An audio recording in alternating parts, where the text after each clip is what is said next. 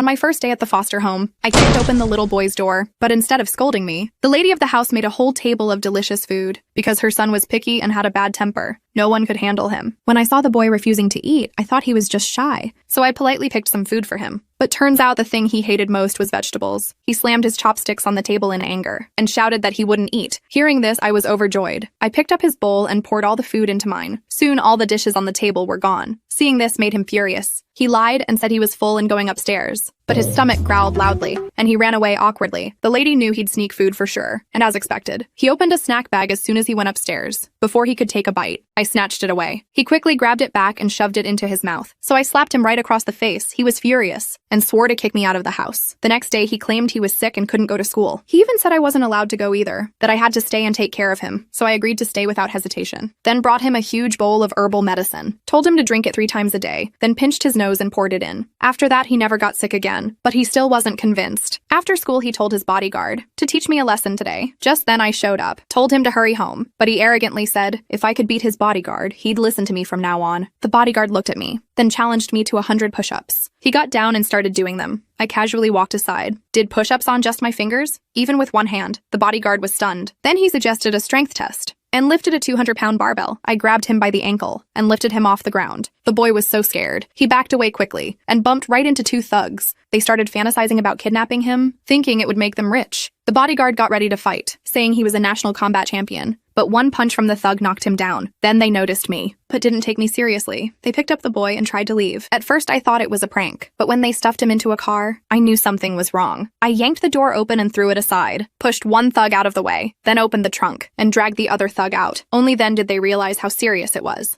The boy was stunned, and from that day on he respected me, swearing to obey me from now on. And he really kept his word. From then on, he did everything I said. He never complained about food, and started training hard, determined to surpass me one day. Thanks to his hard work, his grades improved rapidly. To reward him, the lady decided to throw a birthday party for him. But I was in a tough spot, because I had a math competition that day. The boy was upset I didn't care, and stormed off in anger. He didn't know I was entering the contest to win prize money, so I could buy him a birthday gift. The next day, the party went on as planned, but he just sat there waiting for me. I never showed up, only the gift arrived, along with news that I had left, because my birth parents had found me and taken me back. The boy didn't believe I was gone. He ran to my room, but it was completely empty. Only a letter sat quietly on a bench at the foot of the bed. When he saw that letter, he finally realized I was really gone.